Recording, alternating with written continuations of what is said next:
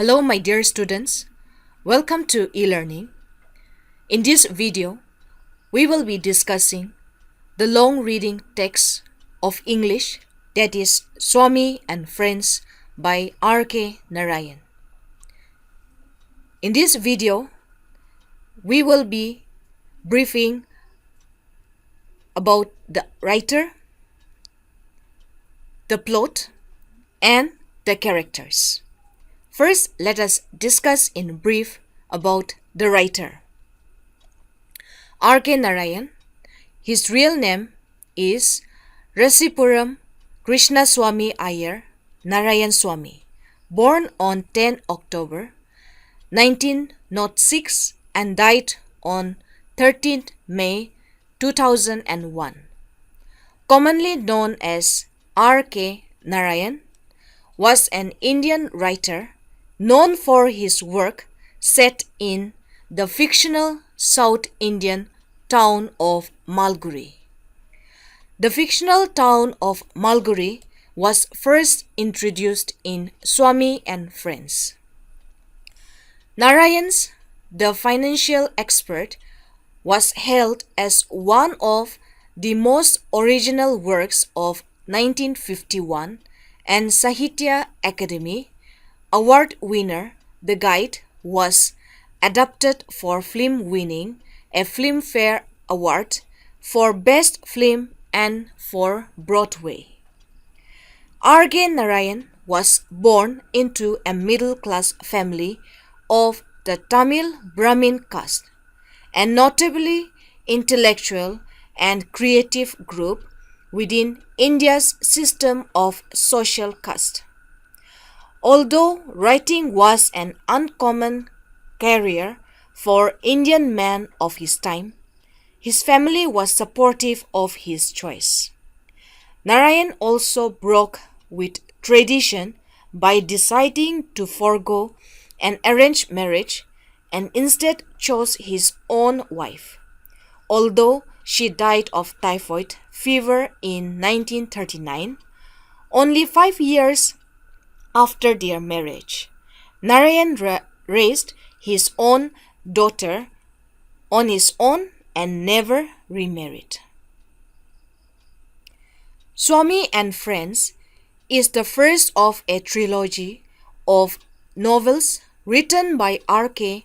Narayan, the second and the third of which are The Bachelor of Arts and The English Teacher.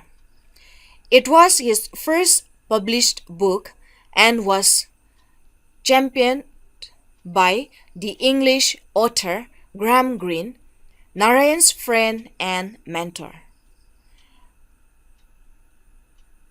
Narayan went on to publish 15 novels as well as a memoir and numerous essays and short stories. He also became an activist for causes including environmentalism and children's rights. Swami and Friends was written between the First and Second World Wars, a literary period of notable creative experimentation that likely encouraged Narayan in his mission to create a uniquely personal comedic depiction of his remembered childhood. The novel Swami and Friends is an episodic narrative that follows the daily life of Swaminathan, a charismatic and lazy schoolboy, in the fictional South Indian town of Malguri with his father, mother, and granny. He attends the Albert Mission School and has an established cadre of friends, including Samuel, the P, Shankar, Somu, and Mani. But the arrival of a new boy in school, Rajam, son of the police superintendent, who speaks English like a European, threatens Swami's popular status. They become rivals but swiftly reconcile and become fast friends. Swami's old friends, the P, Shankar, and Somu, feel abandoned by his budding friendship with Rajam and begin calling Swami Rajam's tail to humiliate him. Rajam eventually brings everyone together to his house and urges them to reconcile and get along, bribing them with prizes, which ends up working, and the story continues. Here, let us first discuss the characters of this novel. First of all, we have the main character or the central character of the plot, Swaminathan or Swami. Swami is the 10-year-old protagonist of the novel. Swami is a schoolboy living in 1930 in the fictional town of Malguri in the south of India under British colonial rule. At the beginning of the novel, Swami is a typical child who seems outwardly innocent with only trivial concerns such as homework, impressing his classmates, and avoiding disappointing his father. Swami is considered average among his friends, neither specially clever nor stupid, but nor cowardly. He is honest with his peer group, but does not hesitate to lie to his father. He is generally good-natured and gets along well with his peers and family, although he can be arrogant and deceitful at times, and is easily swept up in the plans and enthusiasms of others. As the novel progresses, Swami becomes more aware of his own identity and political consciousness and begins to define himself more in terms of his friendships and national identity than his family relationships. Swami is also a naturally good cricket bowler and prides himself on being nicknamed Tet after a famous cricket player. Next on the list we have Rajam. Rajam is the new kid at the Albert Mission School and is Swami's rival turned best friend. Rajam is the son of the police superintendent and one of Swami's closest friends. Rajam is new to Swami's school at the start of the novel, and initially Swami and Mani view him as an enemy due to his quick wits, fine clothes, and fearless nature. However, Rajam quickly becomes friends with Mani and Swami and acts as their ringleader for the rest of the novel. Rajam does well in school and is liked by most of his classmates, and he draws confidence from his father's prominent position. Although it also causes him to oppose the political activity that his friends support, Rajam sometimes bullies his friends and acquaintances, but more often he unites them and urges them towards new goals, most notably the formation of a cricket team. Swami loves and admires Rajam, but comes into conflict with him, first because Swami supports political action that opposes Rajam's father, and later because he doesn't live up to his promise on Rajam's cricket team. Rajam is so angry at Swami for missing the cricket match that he stops speaking to him, and it is unclear at the novel's end whether the two friends have reconciled. Next, we have Somu. Somu is one of Swami's friends from the mission school. He is the class monitor and gets along with everyone, students and teachers, although he does not excel academically. Swami thinks of Somu as the uncle of the class. When Somu treats Swami unkindly, the experience is one of the first time that Swami is forced to admit that the people around him are more complex than he might have guessed. Later in the novel, Somu disappears from the group of friends after failing an exam and thus not being promoted to the next grade. The next friend that Swami has is money. Okay, money known as the mighty good for nothing. Money is Swami's closest friend. Money is fearless troublemaker who never does his homework, sleeps in class, and frequently resorts to violence to solve his problems. However, he is also a loyal and affectionate friend, and Swami is very proud to be his friend.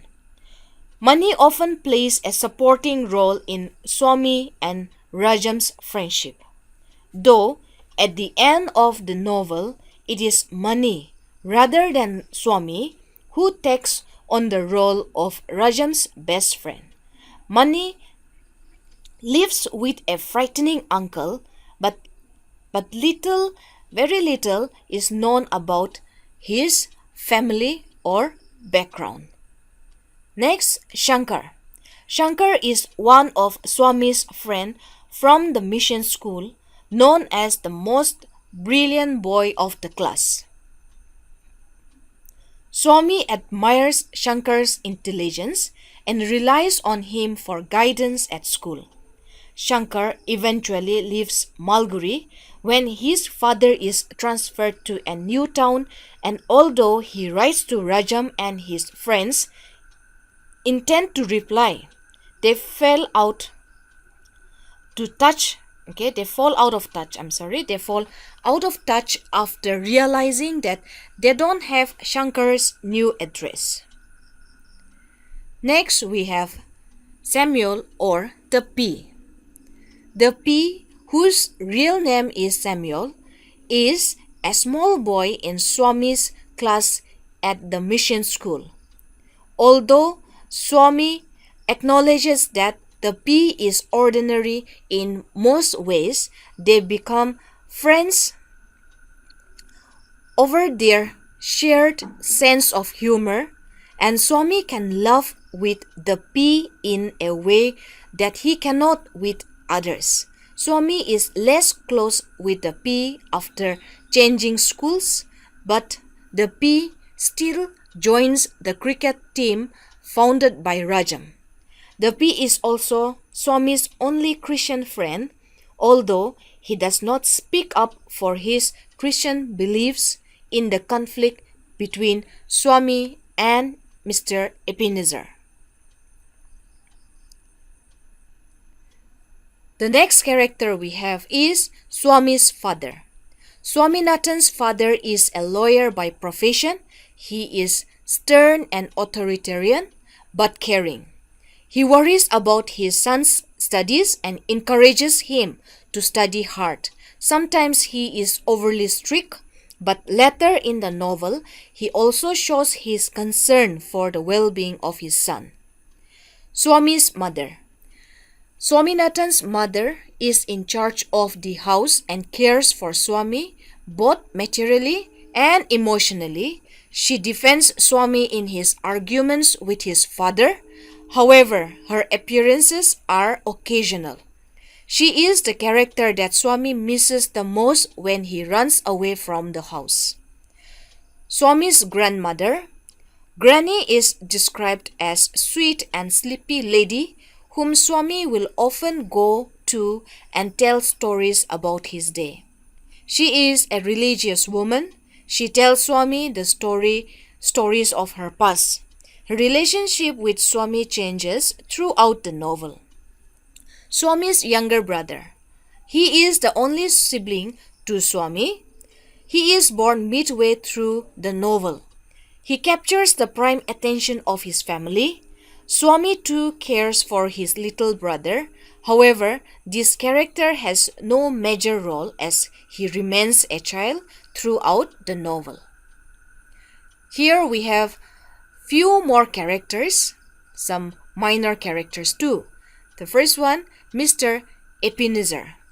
Mr. Ebenezer is the fanatical Christian scripture teacher at the mission school. Although Swami and his friends sometimes finds his classes amusing, he uses his lectures to degrade Hinduism and argue for the superiority of Christianity.